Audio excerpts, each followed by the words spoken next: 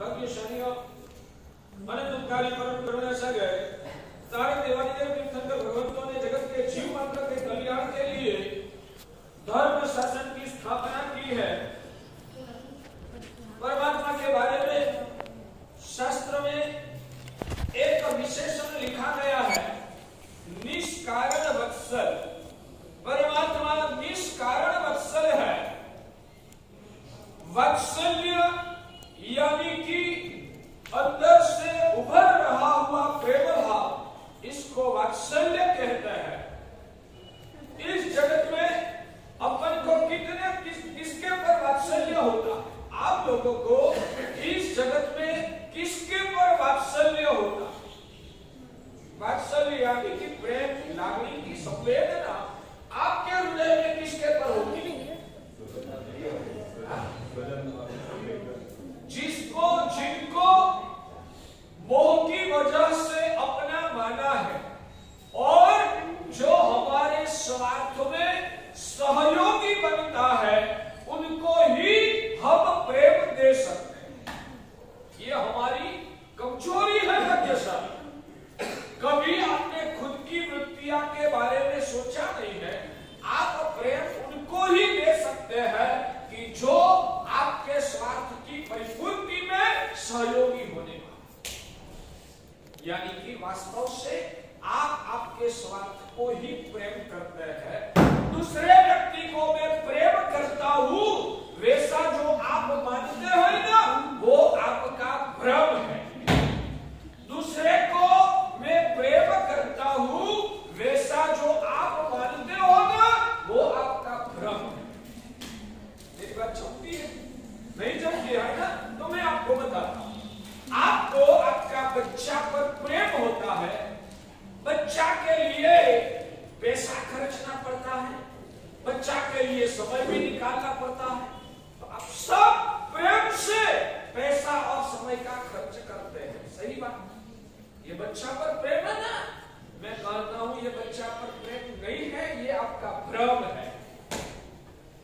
वो ही बच्चा आपके सामने आक्रोश करेगा, वो ही बच्चा आपकी आज्ञा को ठुकराएगा, वो ही बच्चा स्वतंत्र होकर आपका अपमान करेगा, वो बच्चा आपसे पीट करके चलेगा, आपको परेशान करेगा। बाद में बताइए कि बच्चा पर उतना ही प्रेम आपका टिकेगा ना? हाँ या ना? जल्दी से जवाब देते रहो।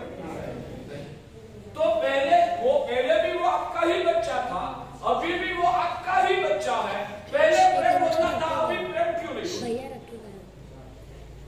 वास्तव में वो जो मैं प्रेम कर रहा था ना, मैं मानता था कि बच्चा के पर प्रेम करता हूँ, मगर हकीकत में मैं मेरे खुद के स्वार्थ को ही प्रेम कर रहा था।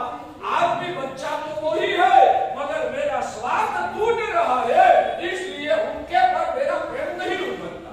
सही बात। तो वो आपका प्रेम वास्तव में बच्चा के पर प्रेम था या आपके खुद के स्वार्थ पर प्रेम था? समझो, आपकी घर की श्राविका है, आपकी पत्नी है। जब तक आपको अनुकूल होकर रहती है, आपकी सब प्रकार की सेवा करती है, आपकी मन की जो भी कामनाएं है उसको परिपूर्ण करने में साथ देती है, तब उनके पर कितना प्रेम रहेगा। और जब वो आपसे विपरीत होके चलेगी, आपको प्रेम, आप संतोष नहीं देगी, बाद में आपको उनके प्रति कितना प्रेम है। आपका नौकर होता है, नौकर कभी भी बीमार पड़ा तो नौकर को आप उनका बीमारी में मान लो कि 10,000 का खर्च आया, 10,000 रुपया आप अपनी जेब में से निकाल के उनको दे देते हो। करते हो ना? हमारे भगवान महावीर का अनुयायी होते, वो कम से कम इतना तो सज्जन होता ही है कि जो मेरे आश्रित थे उनके प्रति तो कम से कम मुझे मेरा स्वार्थ छोड़ के भी उनको सुख शांति देना, उनको अनुकूल बनना, वो अपनी जिम्मेदारी कभी नहीं चुकेगा। ये श्रावक है, दयालु है, विश्व के जीव मात्र के प्रति प्रेम करता है, तो जो खुद के शरण में है उनकी तो सहाय करेगा ही ना। आप इतने तो सज्जन हो, इतना तो मैं मान सकता हूँ ना। आप तो जैन है, सज्जन से भी आपका लेवल ऊंचे उठा हुआ है। सज्जन वो पहला पुरस्कार है और जैन वो चौथा गुणस्थानक है। तो आप तो जैन बने हैं, तो सज्जनता के लक्षण तो आपने होंगे ना। आपका जो कर्मचारी होगा उसका तो शोषण आप कभी भी नहीं करेंगे। अगला भी ऐसा हो तो ऐसा भाव आता है, अगला कर्मचारी भी ऐसा हो तो यस, इसलिए मैं कहता हूँ कि आपको जो प्रेम लग रहा है ना, वो आपका स्वार्थ का प्रेम। वास्तव में उस जीव प्रति आपका प्रेम नहीं है। इसलिए ही मैं कह रहा हूँ, आपको वो अनुकूल बनता है तो ही आपका उनके पर प्रेम उभरता है। उसका मतलब कि परंपरा से दिखो, सूक्ष्म दृष्टि से दिखो, तो उसमें भी आपको आपका खुद का स्वार्थ है, इसलिए ही आप प्रेम कर रहे हो। वास्तव में उन जीव के प्रति आपका प्रेम नहीं है। वही आदमी ने कल नौकरी छोड़ दिया, बाद में वो बीमार पड़ा तो क्या 10,000 दोगे? तो आपको उनके प्रति प्रेम है, तो वो व्यक्ति आप बीमार है तो दे दो ना। नहीं, अब वो मेरा कर्मचारी नहीं है। यानी कि पहले जब उसके पर आपने प्रेम करके 10,000 दिया था, वो उनके प्रति प्रेम था इसलिए दिया था, या मेरी नौकरी करता है, जल्दी से साजा हो, अच्छा हो जाएगा, स्वस्थ हो जाएगा, तो नौकरी पे आके ठीक रूप से नौकरी निभाएगा। यानी कि उनको अच्छा करने में भी आपका खुद का ही स्वार्थ भीतर में छुपा हुआ है। इसलिए तो मैं कह रहा हूं कि मेरे भगवान निष्कारण वत्सल है। हम उस भगवान के अनुयायी है वैसा कहलाने के लिए भी हम लायक नहीं है। इसके सामने भगवान की क्या करुणा है, बाद में बताता हूँ। अपनी भूमिका का दर्शन करने के बाद जब भगवान का दर्शन, आज दर्द क्या तकलीफ क्या है, सच में कहूँ भगवान की भक्ति में भाव क्यों नहीं आता? तो सच में कहूँ तो भगवान की पहचान नहीं है हमारे पास। तो पहले नंबर में भगवान की पहचान करनी पड़ेगी। दूसरे नंबर में यहाँ जो भी पुण्यात्माएं बैठे उनको मैं कहता हूँ कि भगवान का सही दर्शन करना है तो खुद का दर्शन करने का सीखो। भगवान का सही दर्शन करना है तो खुद का दर्शन करने का सीखो। मेरे में क्या कमजोरी है, मेरे में क्या मलिनता है, मैं कितना पापी हूँ, मैं कितना स्वार्थी हूँ, मैं कितना अहंकार वगैरह दोषों से भरा हुआ हूँ, मेरे में कितनी कमजोरी है। वो जब आप दिखोगे ना, बाद में भगवान का पता चलेगा कि जब तक खुद का दोषों को नहीं दिखा है तब तक सही ढंग से भगवान का दर्शन होना दुष्कर है। ये मेरा प्रवचन अंदर उतरेगा ना तो वो दृष्टि खुलेगी। ये प्रवचन यहाँ तक रहेगा, यहाँ से बाहर निकल जाएगा, या इधर यहाँ तक जाके अटक जाएगा तो ये दृष्टि नहीं खुलेगी। ये प्रवचन अंदर उतारने की आप कोशिश करोगे, हृदय से इस दृष्टि, इस बातों को झेलने की कोशिश करोगे तो अंदर चक्षु खुलेगी, और अंदर चक्षु खुलेगी तो स्वतः दर्शन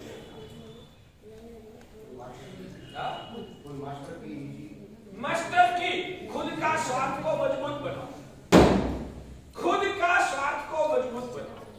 आज आप लोगों को खुद का स्वार्थ को भी पोषने का नहीं आता। खुद का स्वार्थ पोषने का आता है मेरा भला किसमें। हमारे गुरुदेव बजरंग सूरी दादा बाल्य वय में उन्होंने मेरा गणितर किया है, और ये भगवान के तत्व उन्होंने मेरे दिमाग में और हृदय में डाला है। उन्होंने एक अच्छी बात बताई, हमेशा सबसे पहले पॉजिटिव दृष्टि उजागर करो। पॉजिटिव दृष्टि आप उजागर करो और खुद का फायदा क्या है वो समझ के खुद का फायदा को पाने का लक्ष्य बनाओ। आपके पास वो भी नहीं, खुद का फायदा पाने। मैं आपको बताऊं, आपका यहाँ बाजार को क्या कहा जाता है? जैसे हमारे गुजरात में अहमदाबाद में रतन पोल करके है, रतन पोल हमारा बाजार है, न्यू ब्लॉक मार्केट हमारा बाजार है गुजरात में। वैसे यहाँ कौन सा बाजार है? चिकपेट बाजार है। चिकपेट बाजार में सुबह से शाम तक कितनी भीड़ जमती है। उस भीड़ के दौरान आपकी जहां दुकान है, आपके सामने भी कोई दुकान वाला है, आपके इस साइड भी कोई दुकान वाला है, आपके इस साइड भी कोई दुकान वाला है। 24 घंटा नहीं मगर 12 घंटा बाजार में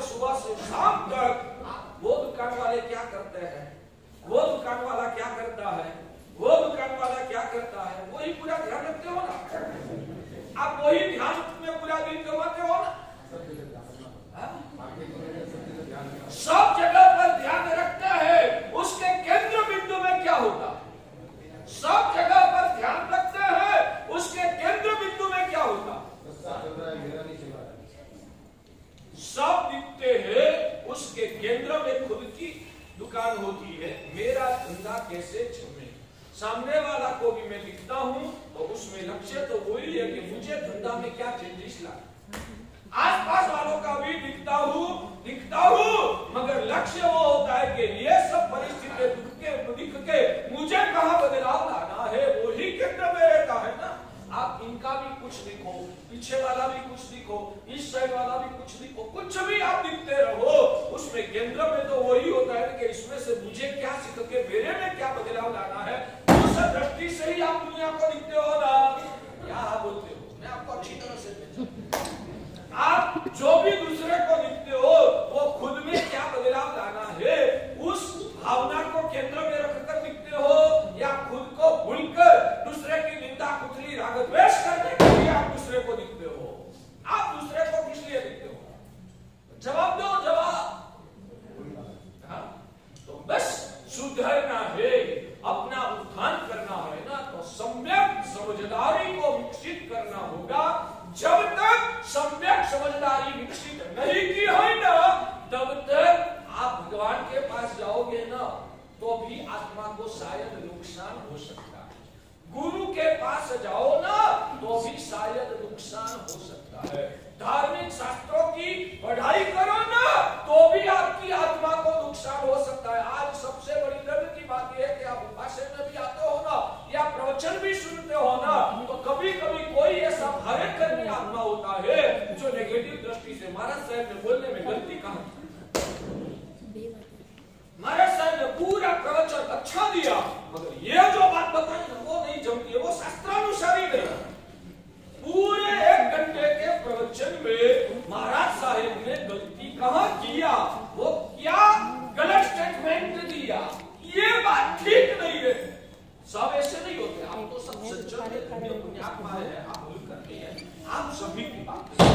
मगर कोई आत्मा यहाँ बैठा हुआ ऐसा भी होता है, यानी कि दृष्टि ही गलत है ना, तो आपका कल्याण दूर है, आपको संसार में आपका कल्याण दूर है। इसलिए हमारे शास्त्रों में ज्ञानी भगवंतों ने ऐसा लिखा है कि सम्यक दृष्टि आत्मा शायद अखबार भी पढ़ता है ना, सम्यक दृष्टि आत्मा शायद अखबार भी पढ़ता है, वो अखबार सम्यक दृष्टि आत्मा के लिए सम्यक स्रोत बन जाए। समझ में आया? भारी बात। ये सब सुनते ही रहो 4 महीना 6 महीना 12 महीना सुनो तो धीरे धीरे कचरा साफ होगा। बाकी आपकी छोटी सी स्थूल दृष्टि, क्षुद्र दृष्टि, जो छोटे बालक बार बार कहते हैं क्षुद्र दृष्टि ही क्षुद्र है, तो आपका तो शास्त्रों पाने के बाद भी उद्धार नहीं होगा। दृष्टि में बदलाव लाओ। तो बात वो है कि सम्यक दृष्टि आत्मा शायद मिथ्या दर्शन के ग्रंथ पढ़ते हैं ना, तो भी उसमें से वो सम्यक्त्व को प्रकट करके उसमें से क्या तत्व है वो समझ के अपनी आत्मा को निर्मल बनाते। यानी कि सम्यक दृष्टि आत्मा जगत का मिथ्या स्वरूप ग्रहण करता है ना, तो भी शास्त्र में लिखा है कि उसने पाया हुआ श्रुत को, ज्ञान को सम्यक श्रुत कहा जाता है। और जो मिथ्या दृष्टि आत्मा है ना, वो शायद धर्म ग्रंथ पढ़ेगा ना, तो धर्म ग्रंथ भी उनके लिए मिथ्या श्रुत कहा जाता है। मिथ्या धर्म ग्रंथ की पढ़ाई करते हैं फिर भी वो मिथ्या। इसलिए शिव दर्शन कर लिया, पूजा कर लिया, भी लेखासना वियासना कर लिया और मैंने धर्म कर लिया, ऐसा मान के भ्रमणा में हमें फंसना नहीं है। भगवान कहते हैं कि अंदर की दृष्टि में सुधार आया, वृत्ति में बदलाव आया, राग द्वेष का जहर पिघला, अंदर का आत्मार्थीपना का भाव जो है वो परिपुष्ट हुआ, मोक्ष की लगन लगी, संसार के प्रति आपकी जो आसक्ति है कमजोर हुई, यानी कि आत्मा की शुद्धि हुई न, तो भी आपने सही ढंग में धर्म को पाया है और आप मार्ग पर चले हुए हैं।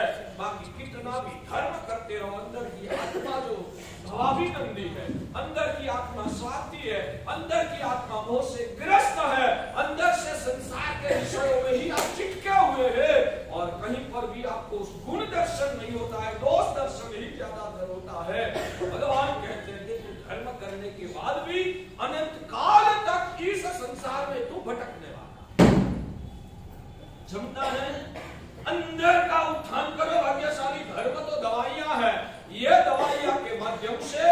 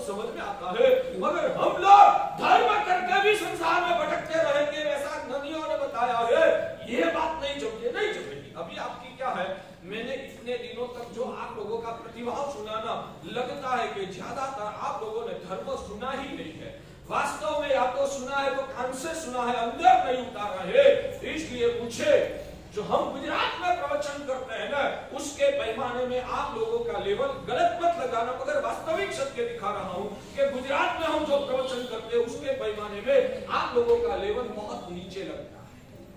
बाकी सारी दब जाइए, आगे से यहां से भी दब जाइए, पीछे भर गया, जल्दी से आप दब जाओ, जल्दी से दब जाओ, बाकी सारी निकलने जगह मत रखो, बार बार बीच में डिस्टर्ब ना होना पड़े, जल्दी से आ जाओ।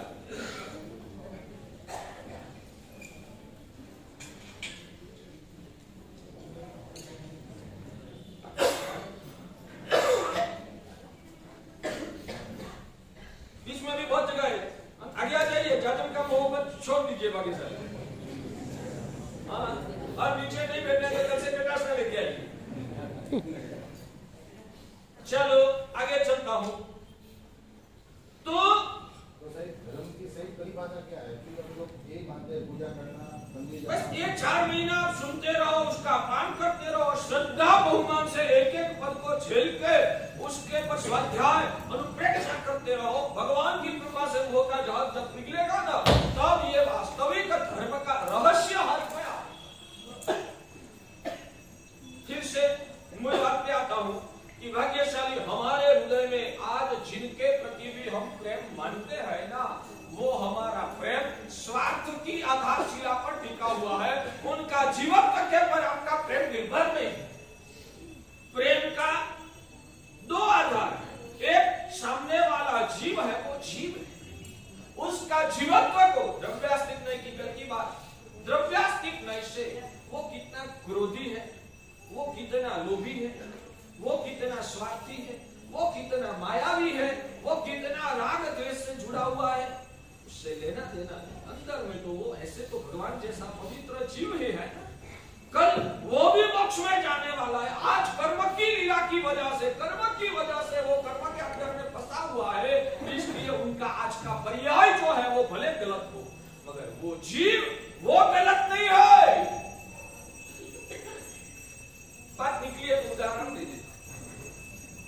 आपका भाग्यशाली 22 साल का बच्चा, लड़का, स्कूल कॉलेज और डिग्री सब प्राप्त कर लिया और इतना विनयी है, इतना विनम्र है और इतना होशियार भी है, आपके प्रति पूरा आदर सम्मान वाला समझ बाजार में, दुनिया भर में, समाज में आपका नाम का गौरव बढ़ाने वाला है। भाग्यशाली गौरव बढ़ाने, सच समझदार। ये लड़का एक दिन उनको बुखार चढ़ा और वो बुखार पूरे शरीर में तो पसर गया। आगे बढ़कर उस बुखार की असर दिमाग पे बुखार ने कब्जा ले लिया। हमारे गुजराती में बोलता है कि ताव दिमाग पे चढ़ गया, बुखार दिमाग पे चढ़ गया, यहाँ ऐसे बोलते, बुखार दिमाग पे सवार हो गया, यानी कि दिमाग का कंट्रोल बुखार के कंट्रोल में। उस संजोगों में आप बच्चा पर बहुत प्रेम, वो प्रेम होने की वजह से आज आपने सोचा कि बच्चा को संभालना। आज आप दुकान पे भी नहीं गए, कर्मचारी को बोल दिया मैं दुकान नहीं आ पाऊंगा, और घर में आप रहे हैं। दोपहर में 12 बजा, 1 बजा, 1:30 बजा, बच्चा ने कुछ खाया नहीं था, आपको लगा कि सूट वगैरह मसाला डाला हुआ चाय बच्चा को पिलाओ, थोड़ी ताजगी। और डॉक्टर ने भी बोला था कि दोपहर में चाय के साथ ये दवाइयां दे दे। आपने चाय तैयार करवाई, आपकी स्वामिका को बोला कि बच्चा के लिए अच्छी चाय दिया, चाय तैयार हो गई। रकाबी में आपने चाय लिया और बच्चा के हाथ पास हाथ आपकी रकाबी लेके गए और एक हाथ से बच्चा के सिर पे हाथ घुमाया, बेटा इतनी चाय पी, बेटा इतनी चाय तू पी ले, प्रेम से आपने बताया, मगर दिमाग का कंट्रोल नहीं था। कंट्रोल नहीं होने की वजह से बच्चा को गुस्सा आया और हाथ से ठोकर लगाई, हाथ से ठोकर लगाई। ठोकर लगाने की वजह से आपके हाथ में से रकाबी गिरी, वो रकाबी आपके हाथ में से गिरी, कहां गिरी? आपके शरीर। आपका नया कपड़ा, वो नया कपड़ा चाय वाला हुआ, रकाबी टूट गई और रकाबी का काज जो है वो आपके पैर में लगा, आपके पैर में से भी खून निकल गया। बच्चा ने जब आपके साथ ऐसा व्यवहार किया, आपसे प्रश्न है, आपको कितना गुस्सा आएगा? साला नालायक, मैं तेरे लिए आज दुकान नहीं गया हूं, मैं तुझे प्रेम से तेरी तबीयत ठीक करने के लिए तेरी संभाल रखता हूं, फिर भी तू मेरे साथ ऐसा गलत व्यवहार करता है। नालायक, जा, जीना है तो जी, मरना है तो मर, मैं तो ये दुकान में चला। ऐसा ही आप करोगे ना? मगर ऐसा गलत व्यवहार जो बच्चा करता है, उनके साथ गुस्सा नहीं आएगा तो क्या आएगा? ऐसा ही व्यवहार होना चाहिए ना। साला नालायक, ऐसा क्यों कर? मैं तेरे लिए इतना मेरा पूरा समय शक्ति लगाता हूँ, तुझे मेरी कोई कीमत नहीं है, बस मैं चला जाता हूँ, तुझे जो करना है वो कर। आप ऐसा करते हो, क्या करोगे वो मुझे बताइए। हमारे गुजरात वाले तो ऐसे नहीं करते, गुजरात वाले अलग, या बेंगलोर वाले क्या करेंगे ऐसे हालत में? बेंगलोर वाले क्या करेंगे? बाकी से बच्चे को समझाएंगे, अरे दिमाग में बुखार चढ़ गया है, वो समझने क्या क्या कोई इनकी कोई क्षमता ही नहीं है, आप क्या करेंगे? इलाज भले कराओगे, बच्चा पर नफरत कितनी होगी वो बताओ। होगी क्यों नहीं होगी? ऐसा गलत व्यवहार, ऐसा गलत व्यवहार करता है तो नफरत क्यों नहीं? उसने ऐसा गलत व्यवहार क्यों किया है? उसका दिमाग स्थिर नहीं है, इसलिए गलत व्यवहार किया है। बस अभी तो वो मिले हैं। सब जगह पर इतना ही समझो ना, आपका कल्याण हो जाएगा। मैं वही सिखा रहा हूँ कि भाग्यशाली, एक बात समझो, उस वक्त आपको बराबर पता है मेरा बच्चा खराब नहीं है, बच्चा को लगा हुआ बुखार जो है वो खराब। ध्यान से सुनो, आपको अंदर उतारना है ये तत्वज्ञान, आपको अंदर ये तत्वज्ञान उतारना है। आप बराबर समझते हो ये बच्चा खराब नहीं है, बच्चा को लगा हुआ बुखार है वो खराब। बराबर? इतना बराबर है ना? बच्चा खराब नहीं है, बच्चा को लगा हुआ, और बच्चा गलत व्यवहार नहीं करता है, बुखार बच्चा के पास गलत व्यवहार कराता है। ये दूसरा वाक्य। पहला वाक्य ये कि बच्चा खराब नहीं है, बच्चा को लगा हुआ बुखार खराब है। बराबर? ठीक, बराबर बिठा दो। दूसरी बात, बच्चा गलत व्यवहार नहीं करता है, ये आया हुआ लगा हुआ जो बुखार है ना, वो बुखार बच्चा के पास गलत व्यवहार कराता है। बराबर है? इतनी समझ आपके पास है, इसलिए बच्चा कितना भी गलत व्यवहार करता है तो आपके हृदय में बच्चा के प्रति नफरत नहीं होती है, बच्चा को लगा हुआ बुखार के प्रति आपको नफरत पैदा हो। समझ में आया? आपको नफरत बच्चा के प्रति होती है या उनको लगा हुआ बुखार के प्रति आपको नफरत होती है? समझ में आता है? और जैसे जैसे बच्चा का व्यवहार ज्यादा खराब होगा, वैसे वैसे बच्चा के प्रति आपके हृदय में क्या होगा? करुणा बढ़ेगी। बच्चा जितना ज्यादा गलत व्यवहार करता है, उतना उनके प्रति करुणा भाव ज्यादा बढ़ता है। सही बात, सही बात है। अब समझो, भगवान अरिहंत प्रभु दया के सागर है, वो द्रव्यास्तिक नय से जगत के जीवों को दिखने वाले हैं।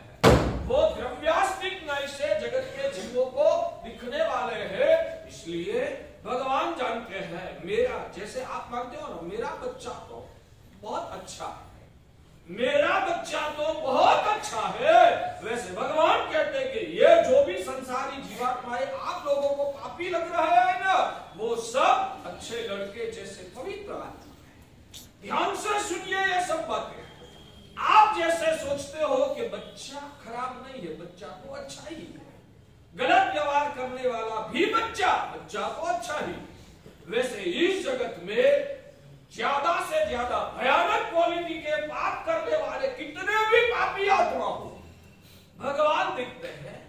ये जो पापी आत्मा नजर आ रहा है ना, वो अंदर का जीव तो अच्छा लड़का जैसा पवित्र आत्मा। जब तक ये सोच उजागर नहीं होती है, तब तक आपका तात्विक रूप से धर्म मार्ग में प्रवेश होना भी संभव नहीं है। बोलो दोबारा, जब तक अंदर से यह भूमिका उजागर नहीं हुई है, कितना भी तप जब पूजा ध्यान आराधना आप करते रहो, तात्विक रूप से आपका धर्म मार्ग में प्रवेश भी संभव नहीं है। जो ये दृष्टि उजागर नहीं हुई है तो इसलिए भगवान कहते हैं सबसे पहले विश्व के जीवात्माओं का जीवत्व का दर्शन करने का हो, सबसे पहले विश्व के जीव मात्र का जीवत्व का दर्शन करने का सीखो। वो जीव कैसा है? ज्ञान दर्शन चारित्र के स्वामी है, परम पवित्र सिद्ध भगवान जैसी निर्मल आत्मा उनकी है। भगवान की सबसे दृष्टि में सबसे पहले यह सत्य उजागर होता है। भगवान के हृदय में सबसे पहले यह सत्य उजागर होता है। वो कैसे? आगे बताऊंगा। पहला ये उदाहरण के माध्यम से इस तत्व को ठीक रूप से एक बार समझ लो। बच्चा खराब नहीं है, बच्चा को लगा हुआ बुखार खराब। वो जीव जो व्यभिचारी है, दुराचारी है, मदिरा पान करने वाला है, गलत से गलत काम करने वाला महापापी जो है ना, वो भी सिद्ध भगवान जैसी निर्मल आत्मा है। उतना आपके हृदय में जब बैठेगा ना, तब बाद में इस जगत के एक भी जीव के प्रति नफरत होना संभव है। हाँ? सामने वाला क्या करता है वो अभी साइड में रखो। ये बच्चा आपका सुनता है तो भी आपको नफरत नहीं होती है ना। ये बच्चा जब बुखार से ग्रस्त है, वो नहीं सुनता है, तो आपको नफरत नहीं होती।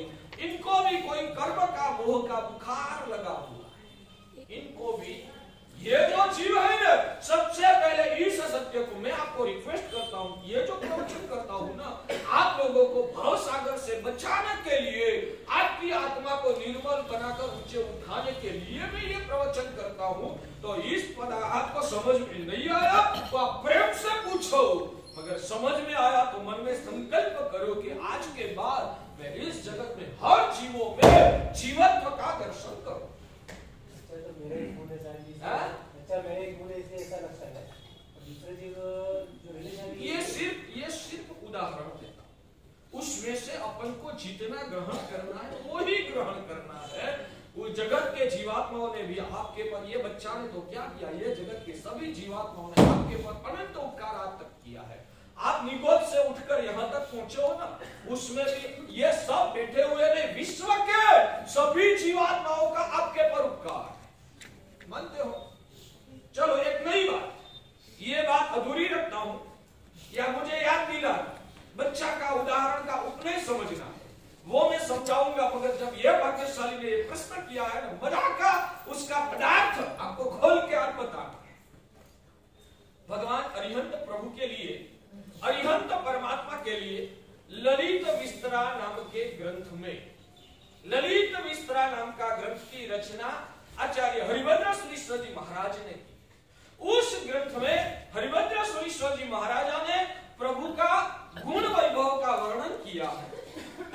परमात्मा निगोद से जब से उठे तब से, निगोद में से उठे तब से परमात्मा की क्या लाक्षणिकता है, उस बारे में भगवान ने हरिभद्र सुरीश्वर जी महाराज ने जो विवेचन किया है, उसमें एक विशेषण लगाया है। अकाल वेते परार्थ व्यसनी नमः उपसर्जनी कृत स्वार्थ भावा। उसके बाद लिखा है कृतज्ञता पतया। कृतज्ञता पतया। भगवान कैसे थे?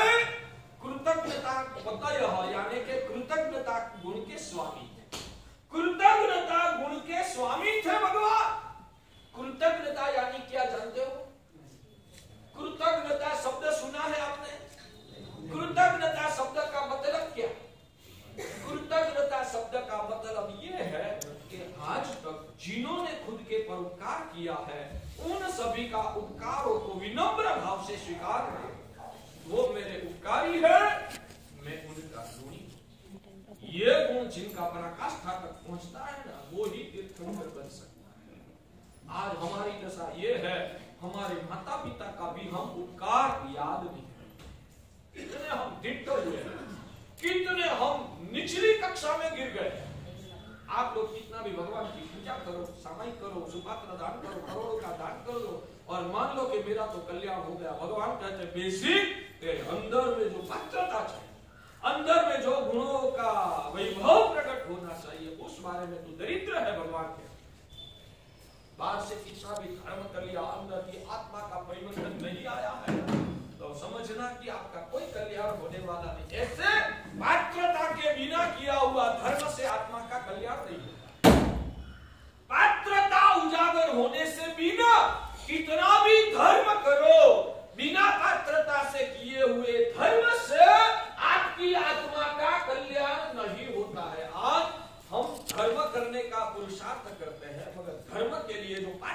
चाहिए, वो पात्रता हमने पैदा किया है या नहीं किया है, उस बारे में हमने कितना पुरुषार्थ।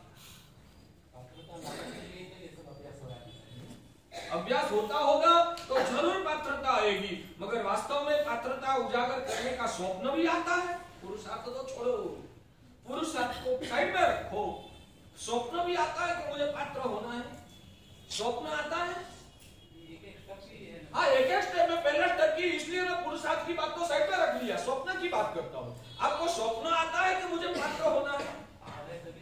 नहीं, एक बात सुनो, मुझे पात्र बनना है, वैसा स्वप्न भी किसको आएगा? जो मानता है कि मैं अंदर से अपात्र हूं, जो अंदर से मानता है कि मैं अपात्र हूं। अपात्र का मतलब हमारे गुजराती हल्की भाषा में बोलो तो मैं नालायक हूं। पात्र यानी लायक, अपात्र यानी नालायक। मैं लायक नहीं हूं, मेरे में पात्रता नहीं हूं, मैं अंदर से मैला हूं, मैं बहुत दोषों से भरा हुआ हूं, मेरे में जितने गुण है उससे हजारों गुना ज्यादा अवगुण है। वैसा जो अपनी जात के लिए मानता है ना, उनको पात्र बनने का स्वप्न पैदा होता है। मगर जो खुद की जात को मैला, अपात्र, अवगुणी मानता ही नहीं है, 24 घंटे में एक बार भी मैं अंदर से दोषों से भरा हुआ, उतना जिनको याद भी नहीं आता है, उनको पात्र बनने का स्वप्न कैसे पैदा होगा? आप लोग भले दावा करो कि हम पात्र बनने के लिए आते हैं, मैं नहीं मानता। जमता है, कुछ पूछना है पूछो, शर्म संकोच मत रखो। तो मेरी बात यह है कि तीर्थंकर कौन बन सकता है? मुझे इंग्लिश नहीं आता। लघुता ग्रंथि किसको माना जाता है? जिसमें शक्ति पड़ी है फिर भी मेरे में शक्ति नहीं है, वैसा मानता है, उसको लघुता ग्रंथि कही जाती है। मगर वास्तविकता में शक्ति क्षमता नहीं है और नहीं है, वैसा मानना वो लघुता ग्रंथि नहीं है, वो वास्तविकता का स्वीकार है। जिस व्यक्ति में वास्तव में गुण, शक्ति, क्षमता, पात्रता है, फिर भी अंदर से कोई डर वगैरह की वजह से मानता है कि मेरे में क्षमता नहीं है, मेरे में पात्रता नहीं है, फिर भी नहीं है, वैसा मानता है, उसको लघुता ग्रंथि कहा है। जैसे कि मेरे में 1 घंटा प्रवचन करने की शक्ति है, फिर भी मैं मानूंगा नहीं, मेरी ताकत है, मैं नहीं, इतनी सभा के साथ मैं नहीं बोल सकता, वो लघुता। मगर मेरे छोटे मुनिराज जिसमें ये क्षमता प्रकट नहीं हुई है और वो कहेगा मेरे में क्षमता नहीं है, तो वो लघुता ग्रंथि नहीं है, वो वास्तविकता है। लघुता ग्रंथि किसको कहा जाता है? कि वास्तविकता होने के बाद भी उसका स्वीकार करने की अंदर की क्षमता का अभाव, सत्व का अभाव, इसको लघुता ग्रंथि। मगर वास्तव में मान लो कि ये टेबल को उठा के यहाँ खड़े रखना है, मेरे में मैं अभी इतना तो मुद्दा नहीं हुआ, मैं ये टेबल को उठा के यहाँ रख सकता हूँ, फिर भी मैं मानूंगा नहीं, मैं नहीं उठा सकता, तो वो लघुता ग्रंथि। कोशिश तो कर उठा पाएगा, मगर ये पूरा बिल्डिंग को 2 हाथों से उठा लेना है, मैं बोलूंगा नहीं, मेरी ये ताकत नहीं है, तो ये लघुता ग्रंथि नहीं है, ये वास्तविकता। समझ में आता है? चलो मूल बात क्या है? ये तो अवान्तर प्रश्न आ गया, तो जवाब उसका दे दिया। हमको पात्र बनने का स्वप्न भी कब आएगा? कि जब मैं अपात्र हूं, उस वास्तविकता का भान पैदा होगा, तब पात्र बनने का मन होगा, यानी कि पात्र बनने का खुली आंखों से स्वप्न उजागर होगा कि मुझे भी लायक होना है। इसलिए हर व्यक्ति को खुद का दोषों को कबूल करने की विशाल मानसिकता पैदा होनी चाहिए। आज आप लोगों की हालत क्या है बताओ? शायद आप जो भी काम करते हैं ना, उस काम में शायद आपकी कोई कमी होती है। आप जो भी काम करते हैं ना, उस काम में आपकी कमी होती है। और हमारे जैसे कोई आपको आपकी कमी दिखाने की कोशिश करेगा, आप ऐसा करेगा, हमारे साहब ऐसा नहीं है, तुरंत आवाज बड़ा हो जाएगा, गुस्सा आ जाएगा। क्या होता है? विनम्र भाव से, हाँ गुरुदेव बताइए, हम समझने की और सुधारने की कोशिश करेंगे। वो उद्गार आता है या नहीं नहीं हमारे साहब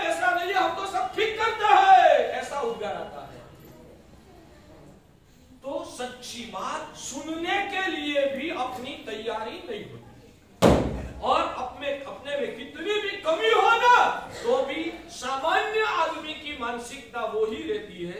महाराज साहब बोलेंगे नहीं आपका संग तो बहुत बढ़िया है, वो ही आप सुनना चाहते हैं, आपके संग में बहुत अच्छा चल रहा, आप सब ठीक कर रहे हो, आप जैसा संग हमने कभी दिखा नहीं है, बस हमने इतना बोला ना आप खुश, आपको उतना ही चाहिए।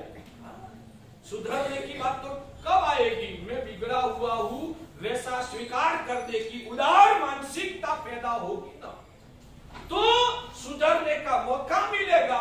मगर मैं बिगड़ा हुआ हूं, हमारे में भी कमी हो सकती है, उतना सुनने की भी आप लोगों की तैयारी नहीं होती।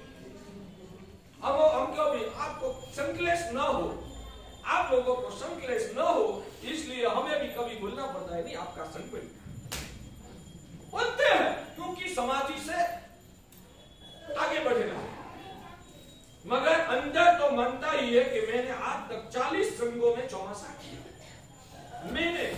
मेरे गुरुदेव जिंदा थे तब उनकी छत्र छाया में 20 चौमासा किया, उनका स्वर्गवास होने के बाद मेरा और 20 चौमासा हुआ। ये 40 चौमासे के दौरान किस संघ में कैसा अनुभव हुआ, किस संघ में कैसा अच्छा महसूस हुआ, वो तो हमारी आत्मा ही जानते हैं। तो हम आपके सामने दीदी आपका संगीत बढ़िया है, धन्यवाद, आप बोलते हैं सरस बड़ा है, चौमासा अच्छा होगा, हम बोल के चले जाएंगे, मगर अंदर में से तो आवाज वही आएगी, वो संघ कितना अद्भुत था। उस संघ के एक एक व्यक्ति, एक एक ट्रस्ट मंडल के ट्रस्ट सदस्य कितने सौजन्यशील थे, कितने अपनी कमी को सुनने के लिए तलपाकड़ रहते थे, वो हमको पता है।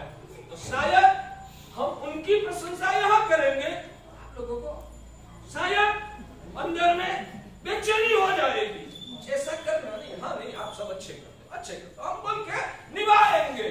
मगर गुरु के हृदय में वास पाना है तो एक ही बात साहब, इससे अच्छा क्या हो सकता है? आप हमको बताइए साहब, हमको तो सुधरना है, हमारी क्या क्या कमी है? गुरुदेव आप नहीं बताओगे तो दुनिया तो हमारी खुशामद ही करने वाली है, आप भी हमको सही नहीं बताओगे तो हमारे में सुधार कब आएगा? तो सज्जन जो होते हैं, सुधरने का चाहते हैं, वो व्यक्ति हमेशा मेरी कमी कहाँ है खुल के पूछते हैं कि गुरुदेव बताना, आप नहीं बताओगे तो हम कैसे सुधरेंगे? समझ में आया? यानी कि जो पात्र व्यक्ति है वो हमेशा खुद के दोषों को सुनने के लिए तत्पर होते हैं।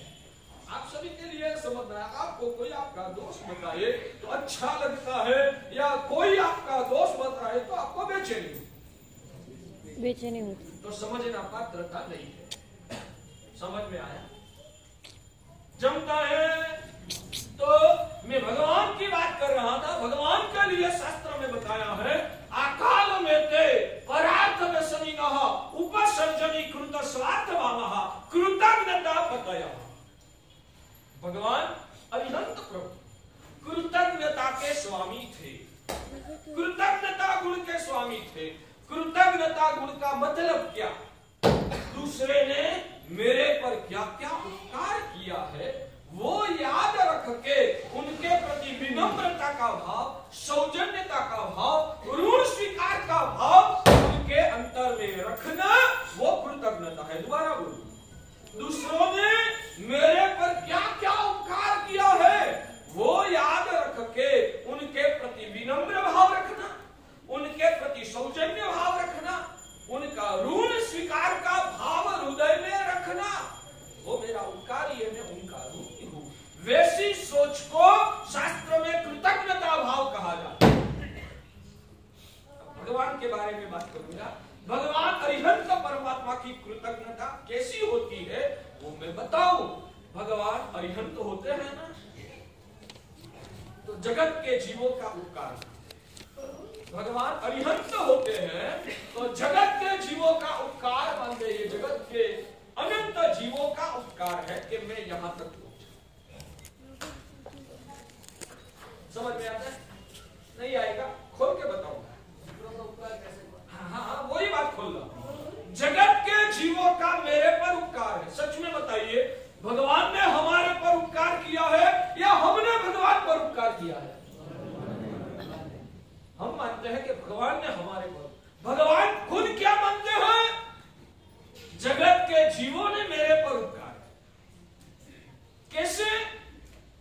भगवान मानते हैं कि तीर्थंकर नाम कर्म कब उपार्जन होता है?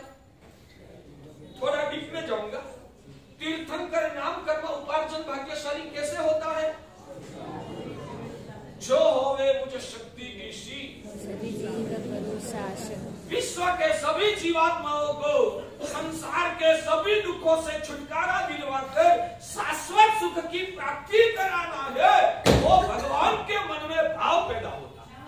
विश्व के सभी जीवों को सभी प्रकार के दुखों से छुटकारा दिलवाकर सर्वोच्च मोक्ष सुख की प्राप्ति कराना है, वैसा भाव भगवान के हृदय में पैदा होता है। उस भावना से भगवान को तीर्थंकर नाम कर्म होता है। सही बात? इतना तो आप सब जानते हैं। ओके, बराबर है भाग्यशाली। भगवान को तीर्थंकर नाम कर्म निकाचित कैसे हुआ? सभी जीव करो शासक ऋषि की व्याख्या क्या? मैंने अभी जो बोला वो कि विश्व के सभी जीवों को हमेशा के लिए सभी दुखों से छुटकारा दिलवाकर शाश्वत मोक्ष सुख की प्राप्ति कराना है, वो भावना। उस भावना से प्रभु को तीर्थंकर नाम कर्म निकाचित हुआ। इतना तो पक्का आप सब जानते हैं। मेरा प्रश्न ये है कि भगवान जो सोचते हैं वो बताता हूं। भगवान का प्रश्न ये है कि विश्व के सभी जीवों को दुख में से छुटकारा दिलवाने की भावना मेरे अंतर में कब हुई? कब हुई? वो दुखी थे, जगत के सभी जीवों दुखी थे, इसलिए ही दुख से छुटकारा दिलवाने की भावना हुई ना। जो इस जगत में कोई दुखी होते ही नहीं, तो इन लोगों को दुख से छुटकारा दिलवाने की भावना पैदा हो सकती नहीं। यानी कि तीर्थंकर नाम कर्म उपार्जन कराने वाली भावना किनकी वजह से पैदा हुई है? इस जगत के जीवों ने दुखी होकर मुझे ये भावना उजागर करने का निमित्त दिया। विश्व के जो निगोद के जीव, एक इंद्रिय के जीव, बेइंद्रिय के जीव, तेइंद्रिय, चौरिंद्रिय, पंचेंद्रिय के जो जीव है, उन जीवों ने स्वयं दुखी होकर मेरे अंदर में भावना पैदा करने का निमित्त दिया है। समझ में आता है ना? जो वो जीव दुखी नहीं होते तो मेरे मन में ऐसी भावना भी पैदा नहीं होती, मगर वो जीवों ने दुखी होकर मुझे ये भावना उजागर करने का निमित्त दिया है। उस रूप से विश्व के सभी जीव मेरे उपकारी हैं और उन जीवों का निमित्त की वजह से मुझे तीर्थंकर नाम कर्म प्राप्त हुआ। यानी कि मैं जो तीर्थंकर बना हूं उसमें निमित्त के रूप में ये जगत के सभी जीवात्माएं मेरे उपकारी है। भगवान अरिहंत भी मानते हैं मैं यहां तक पहुंचा हूं ना, तो ये जगत के जीवों का ये कृतज्ञता की भावना है भाग्यशाली। हम कैसे? मैं आपसे पूछूं, आपकी दुकान चल रही है, उसमें आपको आपका जो नौकर कर्मचारी है वो कभी उपकारी महसूस हो रहा है? आपकी दुकान जो चल रही है उसमें दुकान का जो नौकर कर्मचारी है वो कर्मचारी आपका उपकारी है, मेरा उपकारी है, वैसा भाव कभी भी आपके हृदय में पैदा हुआ है? मेरा एक प्रश्न ये है, मान लो कि ये नौकर आपके वहां नहीं होते तो आपकी दुकान कैसी चलती? नहीं चलती। वो नहीं तो वो उस रूप में, नहीं तो दूसरे रूप में भी कोई ना कोई नौकर तो आएगा ही ना, और वो नौकर की वजह से ही आपकी दुकान चलेगी ना। तो वो नौकर नौकर के रूप में दुकान को टिका रहा है, मुझे कमाई करने करा रहा है, कमाई करने में सहयोग दे रहा है। भले वो नहीं तो दूसरा, दूसरा नहीं तो तीसरा, तीसरा नहीं तो चौथा, मगर कोई ना कोई रूप में कोई नौकर जो आता है वो नौकर मेरा उपकारी है। वैसा याद भी आता है। आप पगार कितना दो, वो नहीं आएगा तो आप क्या करोगे? वो बोलेगा आपका पगार भी नहीं चाहिए और आपकी नौकरी भी नहीं चाहिए, तो आपका क्या होगा? वो पगार भी आप देते हो ना, वो आपको कितनी कमाई में सहयोग करता है। मेरी बात सुनो, आप ऐसे ही मुझे आप ऐसे तो गुजरात का पानी पी के आया। आप पगार कितना देते हो? 15,000। अरे 20,000। आप 20,000 का पगार कब देते हो पता है? वो व्यक्ति 20,000 से भी ज्यादा कमाई करने में सहयोग देता है। वो ज्यादा से ज्यादा आपको 10,000 की कमाई तक ही सहयोग दे सकता करना है तो आप उनको 20,000 का पगार दोगे। आप दो, इतनी आपकी पात्रता है, उतना आपका सौजन्य और हृदय की विशालता है क्या भाग्य सर? स्वार्थी है, सब स्वार्थी है। हाँ वो तो बस मैं वही कबूल करा। आप सीधी पूरी से कबूल नहीं करते हो, नहीं टेढ़ा करके आपको कबूल करा। नहीं, आप समझो, आपकी वृत्ति को बदलो भाग्यशाली। भगवान कहते हैं कि अंदर की विकृतियां को मिटाकर सम्यक दृष्टि और सम्यक वृत्ति, सम्यक भावधारा को उजागर करना वो धर्म का तात्विक फल है। आप धर्म की क्रिया करते रहते हो मगर अंदर का कोई परिवर्तन के बारे में आप सोचते भी नहीं हो, वो आपकी सबसे बड़ी कमजोरी है भाग्यशाली। ये सब सुन सुन के धर्म का रहस्य क्या है ना, वो समझने के लिए आप कोशिश करो, आपकी आत्मा को जागृत करो। इसलिए मैं ये प्रश्न करता हूँ। तो मेरा यह प्रश्न, आप बहुत सावधानी से आपको लौकिक जीवन में भी आपकी बुद्धि को थोड़ी दोष मुक्त बनाने के लिए ये विचारधारा आपको उपयोगी बनेगी भाग्यशाली।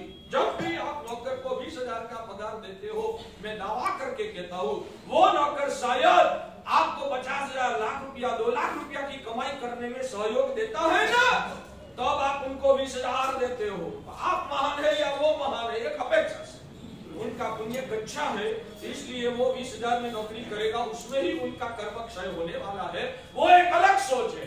मैं अलग संदर्भ से ये बात करता हूँ कि वो नौकर आपके वहां नौकरी नहीं करेगा, कोई नौकर आपके वहां नहीं आएगा, तो आज महीने में शायद 10 लाख की कमाई करने वाले आपकी कमाई कितनी बढ़ेगी या कितनी कम होगी? कितनी कम होगी? नीचे उतर जाएगी। हाँ, उसकी मात्रा नीचे उतर जाएगी। यानी कि धंधा इतना बड़ा है, उसमें वो नौकर की मेहनत आपके लिए सहयोगी है, और वो जितना सहयोग देते हैं उसके पैमाने में आप उनको कभी देते हो। कोई भी सेठिया नौकर को उनकी पात्रता से या तो जो आपको सहयोग देते हैं ना, उतने पैमाने में भी आप उनको पगार नहीं देते हो। आपका पगार देने का एक कमी होता है हमेशा। ये धंधा की नीति है, जमता है ना, तो हम 20,000 देते हैं इसलिए वो आता है। ऐसा बोलने वाले आप लोगों को मैं कहता हूँ, वो मुझे 50,000 का, लाख रुपए की कमाई कराता है, वो आप क्यों भूल जाते हो? वो आपको याद नहीं आता है, वो ही हमारी अपात्रता है। भगवान कहते हैं कि आत्मा का विकास करने के लिए ये प्रारंभिक शर्त है कि आप में सौजन्य पैदा होना चाहिए और कृतज्ञता गुण, यानी कि दूसरे का मेरे पर क्या क्या उपकार है, उस उपकार को याद करके उनका ऋण स्वीकार करना, वो अपनी पात्रता है। वो आप लोगों में आज सुख जा रही है, उसको फिर से हमें ज्यादा विकसित करना है, वो लक्ष्य अंदर से बनाना चाहिए। बोले क्या बोल रहे थे? उसको देते हैं, नहीं तो वो दूसरी दुकान में जाता है 1 महीने के बाद, लेकिन उसको पगार कम देते हैं। पात्रता के हिसाब से नहीं, वो उनकी मजबूरी है, उनका पुण्य कच्चा है। आप जितना बड़ा व्यापार करने का सामर्थ्य नहीं है, इसलिए मजबूरी की वजह से वो आपके वहां नौकरी करता है। शायद मैं कहता हूँ कि आपसे उनमें पात्रता ज्यादा है, आपसे उनमें पात्रता ज्यादा है। वो सेठ को वफादार, वो आपके प्रति जितना वफादार रहते हैं, आप सच में हृदय पर हाथ रख के बताइए, वो नौकर आपके प्रति जितनी वफादारी निभाता है, आप नौकर के प्रति उतनी वफादारी निभाते हो? हृदय पर हाथ रख के पूछिए, आप ज्यादा लायक है या वो ज्यादा लायक है? वो सेठ का लून खाता हूँ, सेठ की नौकरी करता हूँ, तो सेठ के प्रति गद्दारी नहीं करना चाहिए। वो उसमें जितनी अंदर से प्रामाणिकता है, में मेरा नौकर है तो उनको जिंदगी भर की आंच नहीं आनी चाहिए। मेरा शरण उसने लिया है तो उनको कोई दिक्कत नहीं आनी चाहिए। उनके लिए मैं हर पल तैयार हूँ। इतनी वफादारी आपके हृदय में उनके प्रति है, तो आप ज्यादा लायक या वो ज्यादा लायक? वो ज्यादा। समझ में आता है? सुधरो भाग्यशाली। ये प्रवचन सुधरने के लिए, आत्मा को निर्मल बनाने के लिए, अंदर का मोह, मिथ्यात्व और कर्म की विकृतियां का जो जहर है उसको पिघालकर आत्मा का उत्थान करने के लिए ये प्रवचन है। आत्मा का उत्थान करने के लिए ये धर्म व्यवस्था है। आज धर्म व्यवस्था से हमने हमारी आत्मा को हटा लिया। हमारे आत्मा के साथ भगवान का धर्म का कोई जुड़ाव नहीं। एक बात समझना, जुड़ाव होना एक अलग चीज है और आचरण करना अलग चीज है। आप धर्म का आचरण कर्म भले करते रहो, धर्म के साथ आपका जुड़ाव कीजिए। धर्म के साथ जुड़ाव यानी अंदर से लगाओ, अंदर से प्रीति, अंदर से धर्म के प्रति विश्वास और श्रद्धा, वो ही मेरा उद्धार करने वाला, मेरी आत्मा को बचाने वाला, मेरा भविष्य को उज्जवल बनाने वाला, यही धर्म है। जुड़ाव है, भगवान की पूजा करते हो, भगवान के प्रति जुड़ाव की, बस वो तो विधि सुबह सुबह में आधा घंटा जाके आना, नव कंगे तिलक कर देना, पुष्प चढ़ा देना, 3 खमा समान चपटी चोखा देके वापिस विदा। 24 घंटे में भगवान भगवान भगवान, तू मेरा साथी है, ऐसा संवेदन होता है भगवान की पूजा करते हैं मगर भगवान के साथ हमारा जुड़ाव नहीं बना। समय हो गया है, कृतज्ञता की बात करना था। बहुत सारी बातें इकट्ठित हो जाती है। कल की जो बात थी, मोक्ष का सुख हमें पाना, मोक्ष सुख का अभिलाष, मोक्ष सुख की रुचि अंदर से होना, वो ही सम्यक दर्शन है। और उद्गल पदार्थों में ही रुचि और विश्वास होना, इसमें से ही सुख मिलता है, इसमें ही बढ़ावा होना चाहिए, वो ही अंदर में रुचि प्रबल होना, इसको भगवान मिथ्यात्व कहते हैं। वो मेरा बेस है। 4 महीना जो प्रवचन करूंगा, कहीं से भी मुझे आपको उधर ही ले जाना। प्रवचन का विषय कोई भी रहेगा, मेरा केंद्र बिंदु यह है कि आप सभी को आत्म सुख की ओर ले जाना है। तो वो बात गुम क्या आएगी, मगर केंद्र बिंदु तो मेरा वही रहेगा। तो वो बात भी बताना है। लड़का को जो बुखार आया, उस बात के माध्यम से जो सिखाना है वो भी आधा रहा है। और लास्ट में ये भगवान का कृतज्ञता गुण की जो बात चली है, मैं शायद कल भूल जाऊंगा। मैं भूल जाऊं तो आप मुझे याद दिलाना, गुरु में कल वाली वो बात अधूरी है, तो मैं यहां से फिर अनुसंधान कर लूंगा। तो भगवान कृतज्ञता के स्वामी है। वो मानते हैं कि जगत के जीवों ने स्वयं दुखी होकर, जगत के जीवों ने स्वयं दुखी होकर मुझे करुणा भाव उजागर करने का निमित्त दिया, इसलिए जगत के जीव मेरे उपकारी है। वैसा भगवान भी मान रहे हैं। तो विश्व के सभी जीवों ने मेरे पर जो जो उपकार किया है, उस उपकार के प्रति हमेशा विनम्र भाव पैदा करके आप आपकी आत्मा को पात्र बनाने में लायक बनो। और बहुत कुछ ये प्रवचन के माध्यम से सीखना है, वो सीखकर आप आपकी आत्मा में परिवर्तन लाके मिला हुआ जीवन और मिला हुआ ये जीवन शासन को सफल बनाओ। आत्मा का उद्धार करने में आप सब पुण्यशाली सफल बनो, वो ही मेरी मंगल कामना अंतर से आसी। भाग्यशाली वर्तमान तक की होली का पाया जिनको भी डालना हो, आइंबिल महामंगलकारी है, इसलिए आइंबिल की तपस्या पर हम ज्यादा जोर देते हैं। तो आइंबिल की होली जिनको शुरू करना है, या वर्तमान तक की होली का पाया भी डालना है, या और भी किसी को भी कोई भी विशेष स्थानक वगैरह तपस्या कोई भी करना है, तो वो सब करने के लिए परसों का दिन, आषाढ़ सातम का दिन अच्छा है। तो आज से मन संकल्प करके आप परसों से कुछ न कुछ तपस्या में जुड़े, ऐसी हमारी आपको प्रेरणा। चलो ऋषि मंडल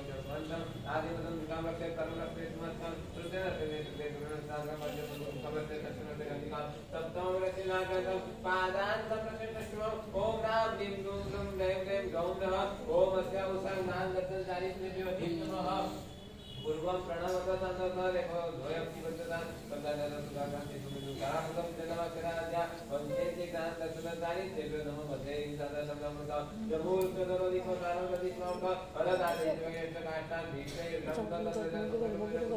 लंका उजय उद्देश तारा मदन बंदा सत्य बलि सकारं तम विजय मध्य अत्रम मामि विकुमारकला तम निरंजन अक्षयं निर्मलं शांतं बहुलं ज्ञानप्रोदितं विद्यां अहंकारं दानं साधकरं अनुरतं स्वकिदं दानं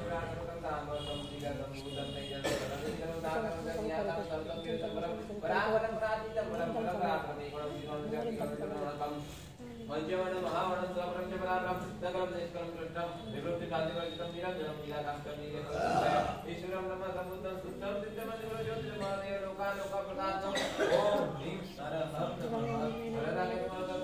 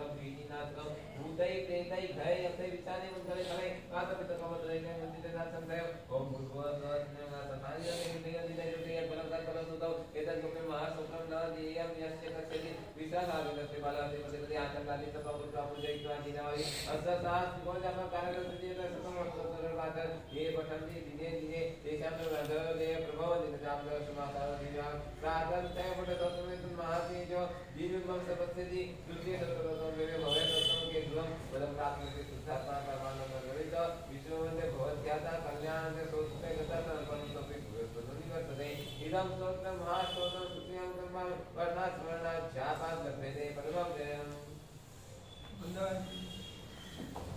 शामी मासो दीनां जय सिया शामी मासो दीनां जय सिया सुराई सुबह शरीरम सुरसंगराजवादी हो शामी सारा देवी आत्मानि मोरावि दुदी शामी मासो दीनां जय सिया